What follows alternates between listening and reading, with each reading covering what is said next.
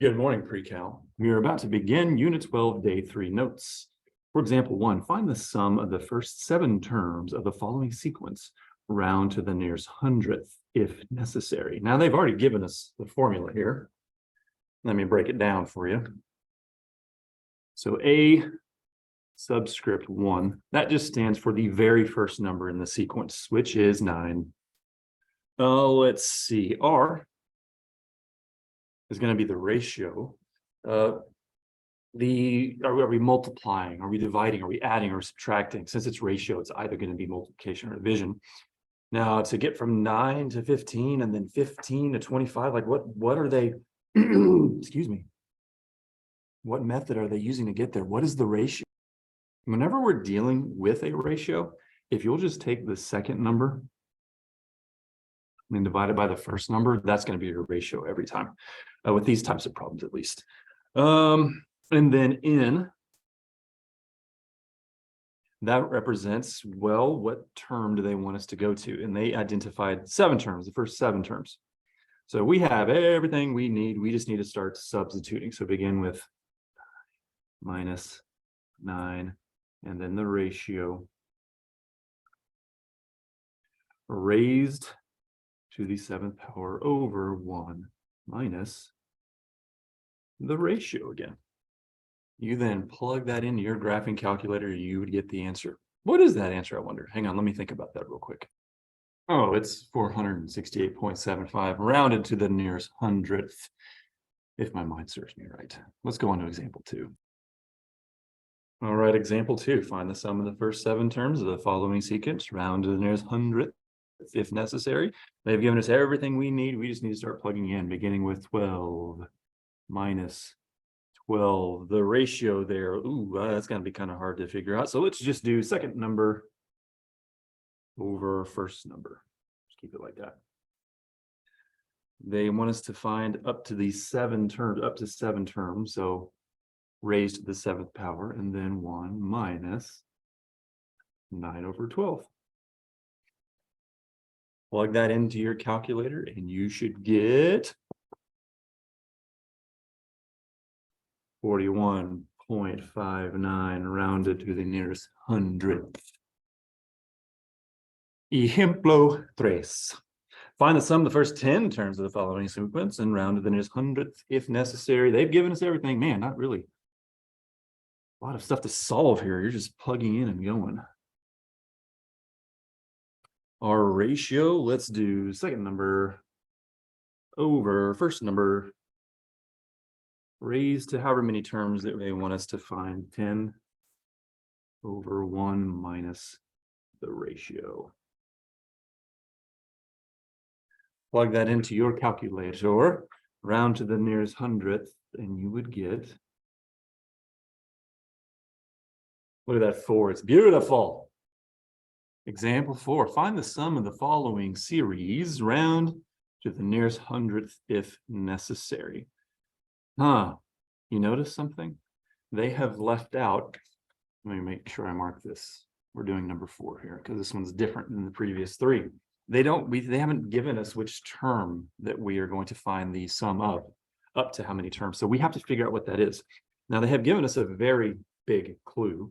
You see that number there at the very end? Well, that's the however many terms they want us to solve for. So we have to figure out, well, what number term is that? So we're going to have to use a formula that we learned in day 2 notes. Let's see, 9 plus 18, 18 over 9, that would be 2. Looks like we're multiplying by 2 in every single one of these numbers. So we would want to use this formula here. I'll write it down for you once again.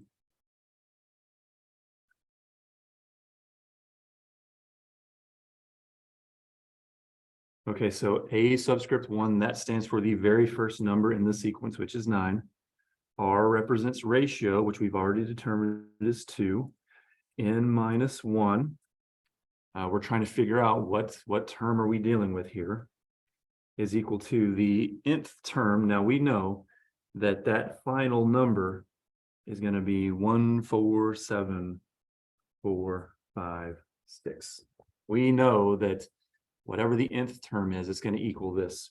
So what you'd want to do first is first divide both sides by 9.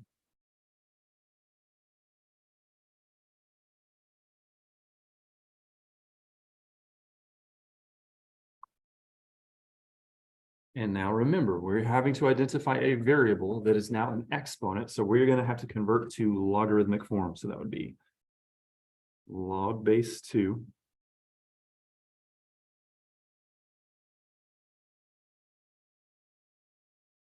equals n minus 1.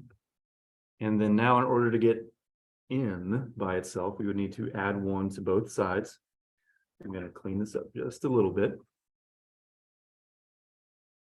So we are adding 1 to both sides, plus 1 equals n. So this right here, you can plug all of this into your calculator. Let me go get my graphing calculator. Okay, so I'm going to point out, first of all, everything I'm going to plug into my calculator. Notice I haven't even used my graphing calculator till the very end. I just think it makes it a little bit easier. So that's what we're going to plug in. Hit the math button. And again, math button, and then go and look for log base. We want our base to be 2. I like to create the fraction symbol here when I'm about to plug in a fraction. That's alpha y equals enter. And then 1, 4, 7, 4, 5, 6 over 9. And then scroll outside the parentheses, add 1. We are dealing with 15. So the number of terms in this sequence is 15. Now that is not our answer. Now we have to do a little bit of work. Let me clear my board here and then we'll get going. Okay, we identified that n was 15. I almost forgot. I'm glad I could still kind of see it here. I forgot what it was. N is equal to 15. Now we can use the formula here and start plugging in everything. So that would be a subscript 1. We're beginning with 9 minus 9. The ratio was 2 raised to the 15th power over 1 minus 2. Plug all that into your calculator and you're going to get 294,903. Example 5. Find the sum of the following series, round to the nearest hundredth if necessary.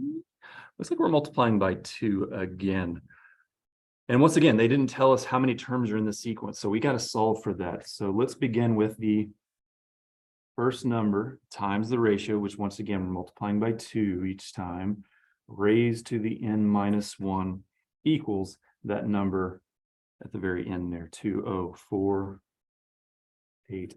I'm going to attempt to write all of this on the exact same pad here. So first, divide both sides by 10.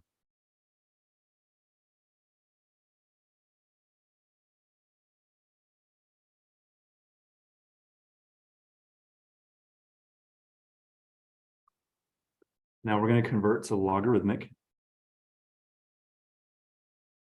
Now, whenever I divide by 10, this is pretty easy since we're ending with a 0 here. That's going to be 204.8. So I'm going to go ahead and divide it by 10. Put that in parentheses there. Equals n minus 1. Now, in order to solve for n, add 1 to both sides. Let's plug that into our calculator and see what we get.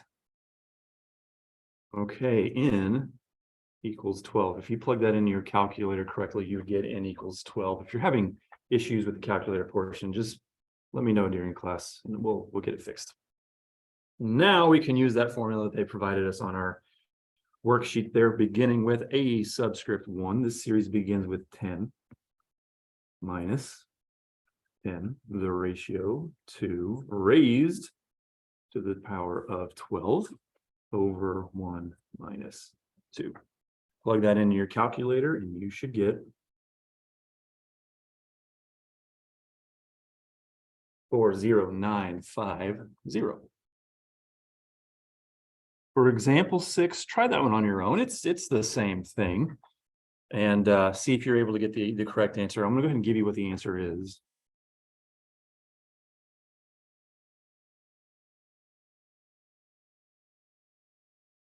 Whew, big number.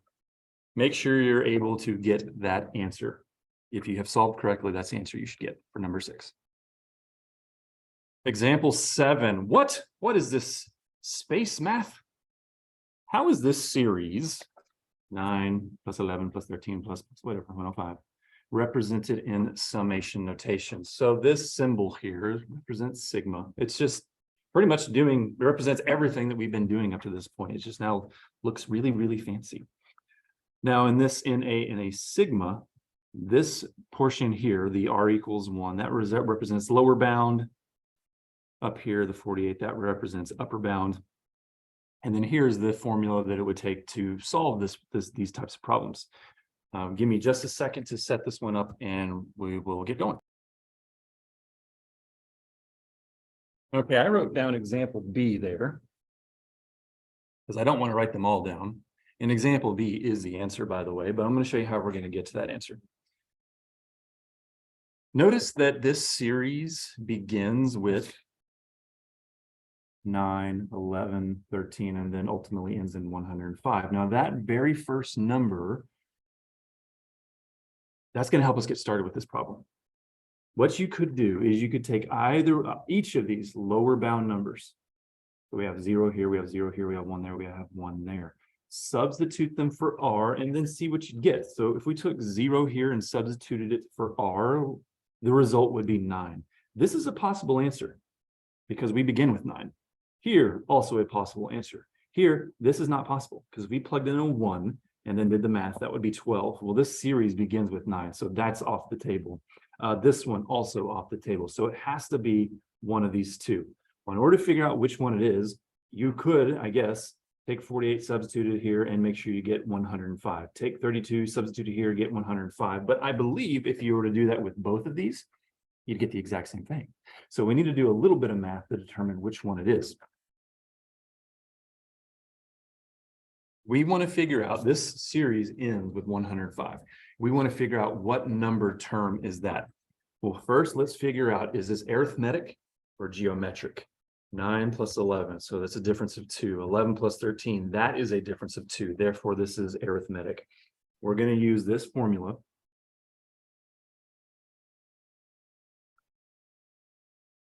to figure out which term 105 is. So we know our very first term in this sequence is 9. We know the difference is 2. And we know we're ultimately going to end with 105. So let's start solving. First, you would subtract 9 from both sides.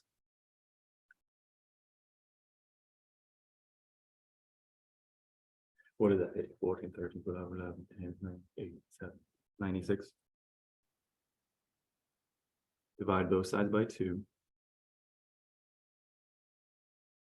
96 divided by 2, what is that, 48? Now stop there. You could add 1 over, you could, but now look at this number here. Does it match this number?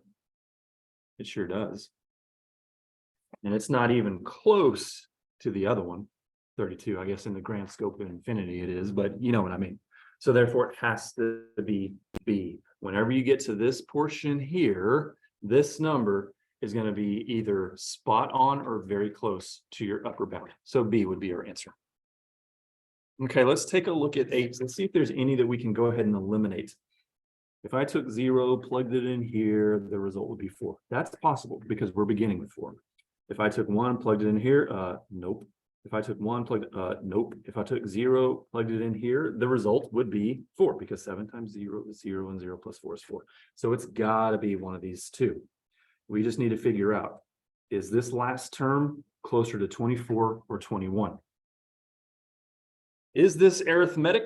Let's see, we're adding by 7 every single time. So this is arithmetic. So start with 4 plus the difference. We already determined that is 7 and minus 1 and set it equal to the last number, 172. So subtract 4.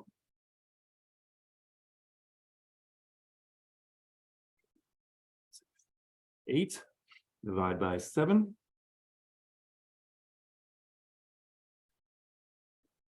Equals, what is that going to be? 24. All right, now let's take a look. We're doing number 8. 24 24, 24, 24. It's got to be D. For example 9, now they have given us a series and we have to create the sigma notation. In my opinion, this is the easiest way to do it. Always start lower bound with x equals 0. Next, count how many terms do they have? 1, 2, 3, 4, 5. Subtract 1. That's our upper bound. So 1, 2, 3, 4, 5. If you're doing this method here, you're using x equals 0. Just count how many terms, subtract 1. That's going to be your upper bound. The best way to now create our formula, let me open up my set of parentheses here, is figure out what the difference is in these numbers. So if we get to 8 to 13, that's a difference of 5. We get to 13, 18, that's a difference of 5. So start with 5x, and then plus however your series starts. It starts with the number 8. I'm sorry, the number 8. The number 8 is right there. So difference, the difference in all of these numbers was 5. And then a variable, it could be any variable you wanted, plus whatever the number starts with. And as long as you've done it right, you should be able to take your first number, plug it in, and it equal 8, which it does. Take your upper bound number, plug it in, and do your math. 5 times 4 is 20. 20 plus 8 is 28.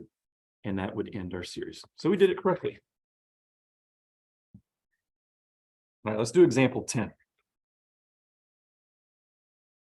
Let me draw my sigma. Begin with x equals 0. How many terms does this one have? 1, 2, 3, 4, 5, 6. Subtract 1. That's going to be our upper bound. Open up a set of parentheses. Let's find the difference in all of these numbers. It appears to be 9. So 9 times x plus the very starting number, 4. That's it. We're going to go ahead and skip example 11 because that's what we did on the very first page. That is examples 1, 2, and 3. They just didn't give you the formula. So try that one if you'd like to. But 12, it's kind of the same thing, except this time it's an arithmetic sequence and not geometric. So we would need to do something a little bit different. Find the sum of the first 35 terms of the following series to the nearest integer. Well, what we need to figure out first is, well, what is the 35th term? So you would need to plug all this information in, starting with the very first number, plus the difference in these numbers. The difference in all of these numbers is 6. And then the number of terms, 35 minus 1. If you plug all that into your calculator, you would get 213. Now, to figure out the sum of all of these numbers, we now need this formula here. N represents how many terms are in this series, which would be 35.